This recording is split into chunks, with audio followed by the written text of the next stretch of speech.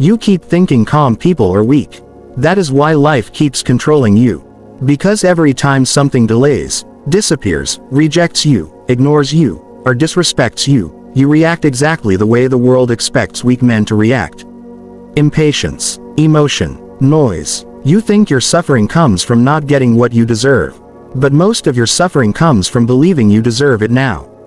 And that one illusion has destroyed more people than failure ever could. There is a dangerous kind of desperation nobody talks about.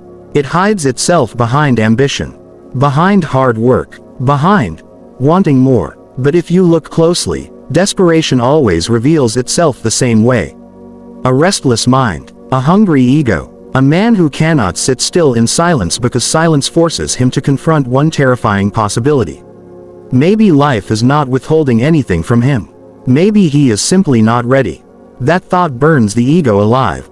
Because the ego wants immediate confirmation, immediate reward, immediate validation. It wants proof that all the effort means something. So it rushes, it chases, it forces outcomes, it panics when things move slowly. It interprets delay as disrespect. And without realizing it, it destroys the very thing it was trying to attract. Most people never lose because they lack talent. They lose because they cannot remain composed long enough for life to unfold correctly. Watch people carefully. The moment uncertainty enters their lives, they collapse internally. One unanswered message changes their mood. One failure changes their identity. One delay makes them question everything. Their emotions are controlled by outcomes they cannot control. That is slavery. And the worst part, modern society rewards this weakness. It trains people to expect constant stimulation, constant rewards, constant movement. Notifications, reactions, attention, speed. Nobody knows how to wait anymore. Nobody knows how to detach. Nobody knows how to build quietly while life tests their emotional stability in darkness. But the Stoics understood something most people will never understand. Life observes you before it rewards you. Not spiritually, psychologically. Because pressure exposes your true nature. Anyone can appear disciplined when things are going well. Anyone can seem calm when results are immediate. Anyone can pretend to trust the process while receiving constant reassurance. But remove certainty. Now your real character appears. Now we see who you actually are. The man who constantly checks for validation is not patient. The woman who becomes bitter after one rejection is not emotionally strong. The person who needs immediate results to stay motivated was never committed in the first place. And this is where most lives quietly collapse. Not through dramatic tragedy, but through accumulated emotional instability. A man starts forcing relationships because he fears loneliness. He starts chasing money recklessly because he fears insignificance. He starts speaking too much because silence makes him uncomfortable. He starts trying to prove himself to people who were never thinking about him to begin with. And slowly, he loses his center. This is why calmness is not just emotional control. It is power. Because calmness means you are no longer emotionally negotiating with reality. You stop demanding immediate outcomes. You stop begging life to move faster. You stop panicking every time things look uncertain. You begin understanding something deeper. What belongs to you behaves differently. It does not require desperation. And that sentence alone will threaten insecure people. Because insecure people are addicted to force. They think aggression is strength. They think emotional reactions prove passion. They think chasing harder fixes inner emptiness. But Stoicism teaches the opposite. The stronger the mind becomes, the less it needs to force outcomes. Marcus Aurelius understood this better than most men alive today. Imagine ruling an empire collapsing under war, betrayal, disease, political corruption, death, and pressure beyond comprehension, yet still writing reminders to himself about inner control. Not outer control, inner control, because he understood a truth modern people ignore completely. You cannot control events. You can only control the nervous system responding to them. That changes everything, because suddenly life stops being personal. The rejection becomes information. The delay becomes preparation. The silence becomes training. The obstacle becomes exposure. And the suffering begins shrinking because you stop interpreting every inconvenience as an attack against your identity. But most people never reach this level because their emotions own them. You can see it everywhere. People destroying years of progress because of temporary feelings. People abandoning goals because results arrived slowly. People ruining relationships because they lacked emotional restraint for 10 seconds. 10 seconds. That is all it takes to destroy things that required years to build. One emotional reaction. One impulsive decision. One moment where the mind loses command. That is why calmness is terrifyingly rare. Not because it is complicated. Because it requires ego death. It requires accepting that life does not owe you immediate understanding. It requires accepting that timing matters more than emotion. It requires accepting that panic changes nothing. And most importantly, it requires trust, not blind optimism, not fantasy. Trust in your ability to remain steady while reality rearranges itself. There is a reason emotionally stable people become magnetic over time. People trust them. Opportunities find them. Rooms respect them. Because calm people feel safe in a world addicted to chaos. Think about the people who intimidate others naturally. Usually, they are not the loudest. Not the most emotional. Not the most reactive. It is the person who remains composed while everyone else loses control. That presence carries weight, because emotional discipline signals internal authority. And internal authority changes how the world responds to you. But there is another layer nobody talks about. Remaining calm is not only about attracting success. It is about surviving reality without destroying yourself psychologically. Because life will test you repeatedly. There will be seasons where nothing makes sense. Where effort appears invisible. Where people misunderstand you. Where loneliness becomes heavy. Where outcomes refuse to arrive. Where your mind starts whispering dangerous questions. What if nothing changes? What if I fail? What if I wasted my time? And in those moments, your future depends entirely on whether you react emotionally or remain centered. Most people fail this test quietly. They sabotage themselves during uncertainty. Not because reality defeated them. Because fear convinced them to abandon themselves. And fear always speaks urgently. Fear says act now, react now, force now, panic now. But wisdom moves differently. Wisdom observes first. Wisdom waits. Wisdom understands that emotional urgency creates long-term regret. This is why the Stoics trained themselves mentally before hardship arrived. They understood that the real battle is never external first.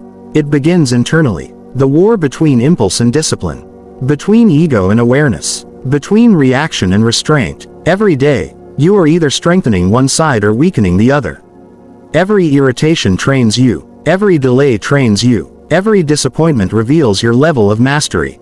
Which means life is constantly showing you yourself. That is why some people never evolve. They experience the same emotional patterns for decades. Different faces. Different places. Different problems. Same emotional instability. Same impatience. Same inability to remain grounded. They age physically without maturing psychologically. And eventually bitterness consumes them because they expected life to reward effort while ignoring character. But character determines whether you can hold what you ask for. Most people are emotionally unprepared for the very things they claim to want. Money amplifies instability. Power exposes insecurity. Attention magnifies ego. Relationships reveal unresolved wounds. So life delays certain things until your mind stops behaving recklessly. Not because life hates you. Because reality without discipline becomes self-destruction. And deep down, you already know this. You have seen moments where your emotional reactions created unnecessary suffering. Moments where silence would have protected you. Moments where patience would have saved you. Moments where calmness would have changed everything. But pain teaches slowly when the ego refuses reflection. That is why many people repeat avoidable suffering. They learn lessons emotionally instead of consciously. And the cycle continues, until one day exhaustion forces awareness. That moment changes people. The moment they realize forcing life has only exhausted them. The moment they understand chasing validation made them weaker. The moment they finally see that peace is not passive. Peace is strategic, because calmness allows clear perception. And clear perception changes decisions. You stop reacting to temporary emotions. You stop over-explaining yourself. You stop trying to control how others see you. You stop panicking over uncertainty. And suddenly, your energy stops leaking everywhere. Now you can focus. Now you can build. Now your mind becomes dangerous. Not dangerous through aggression. Dangerous through precision. There is a massive difference. Aggressive people are usually emotionally fragile. Precise people are emotionally disciplined. One explodes under pressure. The other adapts under pressure. One needs chaos to feel powerful. The other remains silent because power no longer needs performance. This is why truly disciplined individuals appear detached. Because they are no longer emotionally available to every distraction around them. They understand attention as life force. And life becomes easier when you stop wasting that force reacting to everything.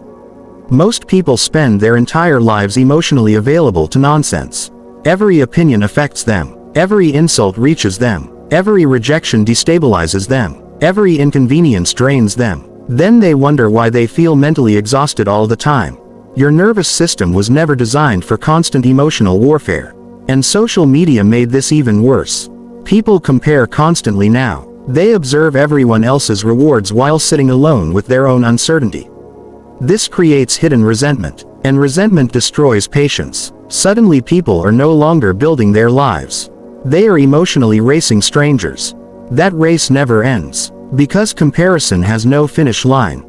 There will always be someone richer, stronger, more attractive, more successful, more recognized. So if your peace depends on external positioning, peace becomes impossible. That is why Stoicism redirects attention inward. Not because ambition is wrong, but because obsession with external outcomes destroys internal stability. And without internal stability, success becomes psychologically meaningless. You have seen this already. People who achieved everything they wanted, yet still feel empty. Still anxious. Still restless. Still addicted to validation. Because external rewards cannot repair internal disorder. Only discipline can do that. Only awareness can do that. Only learning how to remain calm while life unfolds can do that. And most people avoid this lesson because it feels uncomfortable initially. Calmness forces confrontation. When the noise disappears, you finally hear your own mind clearly. That scares people, because beneath distraction, many people discover unresolved fear. Fear of insignificance. Fear of failure. Fear of abandonment. Fear that maybe they are not enough without constant achievement. So they stay busy, constantly moving, constantly consuming, constantly chasing stimulation, anything to avoid stillness. But stillness reveals truth, and truth changes everything. If this already feels uncomfortably accurate, that means you are finally becoming aware of patterns most people die trapped inside. So before we go further, do something intentionally. Like this video not because motivation matters, but because discipline does. Comment. I remain steady. Not for the algorithm, for yourself. Because identity is shaped by repetition. Share this with someone whose emotions keep sabotaging their future. And subscribe if you are serious about mastering the mind before life forces you to. Because what comes next is where most people finally understand why life delays certain rewards, and why emotional control quietly determines who receives them. What comes next is where most people stop listening.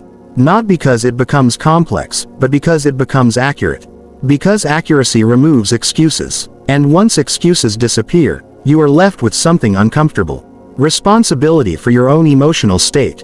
You were trained to believe life rewards urgency. That the faster you react, the faster you win. That the more you force, the more you receive. That if something matters enough, pushing harder will eventually break resistance. But reality does not operate on emotional pressure. It operates on timing, readiness, and internal alignment. And most people never consider whether they are internally aligned with what they are trying to receive. They only focus on wanting it. That gap is where frustration is born. Because desire without alignment becomes suffering. There is a quiet pattern in life that almost nobody notices until it is too late. The things you chase emotionally tend to stay distant. The things you build calmly tend to arrive fully formed. Not instantly, but completely. The delay is not rejection. It is calibration. And calibration is something your ego resists, because it does not feel like progress. It feels like waiting. But waiting is where most people reveal whether they are stable enough to handle what they asked for. Think about how unstable desire behaves. A person wants money, but cannot control impulse spending. They want respect, but cannot control emotional reactions. They want discipline, but cannot control momentary urges. They want success, but cannot tolerate slow progress.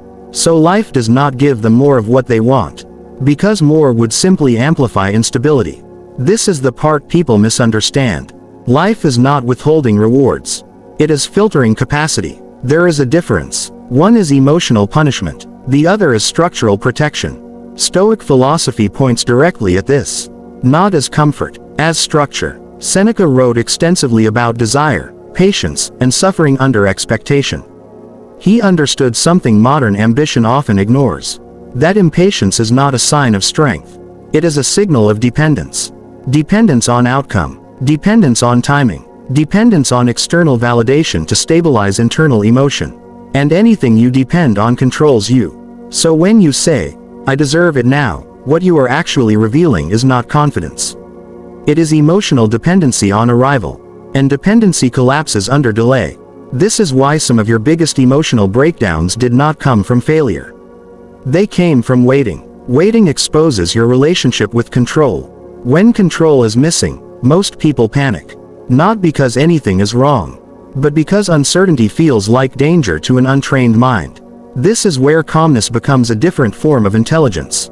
Not emotional suppression, perceptual clarity. When you are calm, you stop mislabeling delay as failure. You stop interpreting silence as rejection. You stop converting uncertainty into fear. You begin to see patterns instead of threats. And that shift alone changes how life responds to you. Because your decisions stop being reactive. They become observational. There is a phase in every meaningful transformation where nothing appears to be happening externally, but everything is changing internally. This phase is usually where people quit.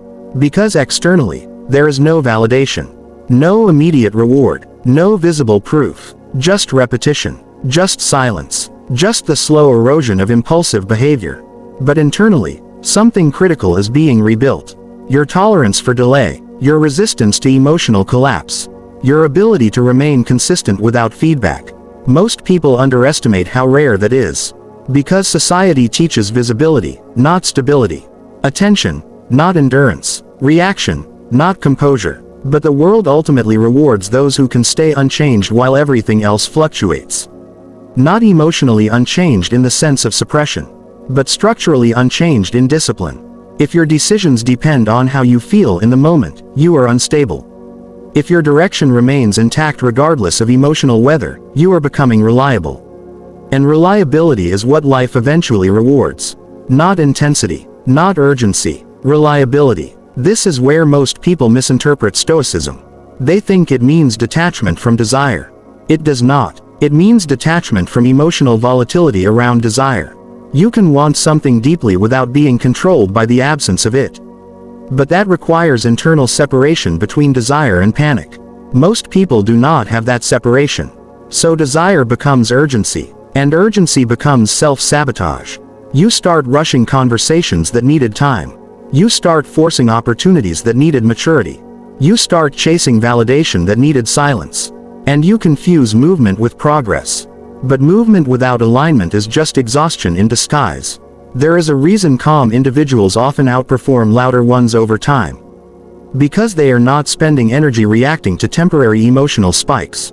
They conserve force. They apply it precisely. And they adjust slowly based on reality instead of impulse. This is not romantic discipline. It is functional discipline. It reduces error rate. And life responds strongly to reduced error rates. Because fewer emotional mistakes means fewer collapses. Fewer collapses means longer consistency. And consistency compounds. Not immediately, but inevitably. There is an uncomfortable truth most people avoid. You are not delayed because life is slow. You are delayed because your internal system is still unstable enough to destroy what you are asking for. If you gave an unstable mind unlimited success, it would collapse under it. Not externally first, internally first. Anxiety increases. Ego inflates. Fear of loss grows. Decision-making becomes reactive. Relationships become distorted. Money becomes emotional rather than structural. So life delays expansion until internal structure stabilizes. This is not philosophy alone. It is pattern recognition. And once you see it, impatience starts to look different. It stops feeling like ambition. It starts feeling like resistance to development. Which is why calmness is not passive.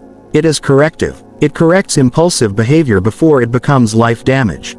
There is a point where you realize something subtle. Every time you forced life, you created friction. Every time you waited, you gained clarity. Every time you reacted, you lost control. Every time you observed, you gained leverage. But the mind prefers action over observation because action feels like control, even when it is not. So the first transformation is not external success. It is learning to sit in uncertainty without collapsing into movement.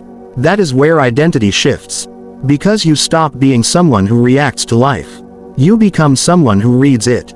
And reading reality accurately is a form of power most people never develop. This is where I want you to slow down internally. Because this part determines whether you change or just consume motivation. There is a difference between hearing truth and embodying it. Hearing creates temporary emotion. Embodiment changes decisions. So consider this directly. How many of your recent decisions were driven by discomfort rather than clarity? How many times did you act simply to remove emotional tension? How many times did urgency disguise itself as necessity? If the answer is frequent, then your life has been shaped more by emotional pressure than intentional direction. That is not rare. That is standard, which is why most lives feel reactive instead of designed. This is where discipline begins to take real meaning. Not as effort, but as restraint. The ability to not act when emotion demands action. The ability to wait when impulse demands speed. The ability to remain unchanged when uncertainty demands panic. This is not easy because it contradicts instinct. But instinct is not optimized for modern complexity. Instinct is optimized for immediate survival, not long-term construction. So if you live purely by instinct, you will always feel like something is missing. Not because you lack opportunity, but because you lack control over internal urgency. This is why calm individuals appear different in chaotic environments. They are not emotionally reacting to the same signals. They are filtering them, separating signal from noise, and acting only when clarity is present, which means they lose less energy. And energy preservation is what allows long-term dominance. Not bursts of motivation, not emotional intensity, but sustained clarity under pressure. There is a moment in this process where something subtle changes. You stop trying to force timing, and you start respecting it. Not passively, but intelligently. You begin to understand that timing is not external. It is relational, between your readiness and the opportunity. And if readiness is not developed, timing feels like delay. But if readiness is present, timing feels like alignment. Same event, different internal state, and that difference determines everything. This is why Stoic thinkers repeatedly return to one idea. Focus on what can be controlled, not as comfort advice, as operational clarity. Because everything outside control becomes distortion when emotionally overvalued. And distortion leads to poor decisions. Poor decisions extend suffering. So calmness is not emotional decoration. It is filtering precision. It removes distortion long enough for correct action to emerge. And when correct action is repeated, life starts to shift quietly. Not dramatically, quietly, which is why most people miss it at first. Because they expect transformation to feel loud. But real transformation feels like reduced panic, reduced reactivity, reduced urgency, and increased internal silence even under pressure. That silence is not emptiness. It is structure, and structure is what allows what you deserve to actually remain in your life when it arrives. Without collapse, without chaos, without self-destruction. Now the deeper question emerges, and it is one most people avoid. If what you want requires a calmer version of you, why are you still rushing? Because the rush itself is proof you are not yet aligned with what you are chasing. And life responds accordingly. At some point, the realization stops being intellectual. It becomes personal, because you start recognizing a pattern that is no longer theoretical. It is your life. The same emotional reactions, the same internal urgency, the same cycle of wanting, chasing, doubting, and restarting. Not because you lack knowledge, but because knowledge alone does not override emotional conditioning. And emotional conditioning is what has been steering your decisions for years. So the real question is no longer, how do I get what I want? It becomes something more uncomfortable. Can I remain stable long enough to stop interfering with my own life? Most people never ask that, because it shifts responsibility inward completely. No external factor remains as the main explanation. Not timing, not people, not opportunity, only internal regulation. This is where Stoicism stops being philosophy and becomes discipline. Not the discipline of doing more. The discipline of doing less when emotion demands excess. The discipline of not reacting when everything inside pushes for reaction. The discipline of staying still while your mind tries to pull you into urgency. This is the part where transformation actually happens. Not when you feel motivated, but when you stop obeying emotional instability. There is a quiet threshold every person reaches at some point in their life. A point where chasing no longer produces clarity, only exhaustion. Where forcing no longer produces results, only resistance. Where emotional urgency no longer feels powerful, it feels repetitive. And at that point, something shifts internally. Not because life changes, but because your interpretation of life changes. You stop treating delay as a problem to solve, and start treating it as a condition to observe. This single shift restructures everything. Because now your identity is no longer tied to timing. It is tied to stability within timing. And stability is not influenced by outcome. It is maintained regardless of it. This is the state Stoic thinkers consistently pointed toward, even under extreme external pressure. Marcus Aurelius faced betrayal, political instability, war, illness, and personal loss while still returning his attention inward repeatedly. Not because he lacked responsibility, but because he understood fragmentation as the real danger. When the mind fragments under pressure, judgment collapses. And when judgment collapses, life becomes reaction instead of direction. So calmness is not withdrawal from life. It is the preservation of judgment inside life. And that distinction is critical. Because many people confuse calmness with passivity. But passivity avoids action. Calmness removes distortion from action. One is avoidance. The other is precision. And precision is what actually builds outcomes that last.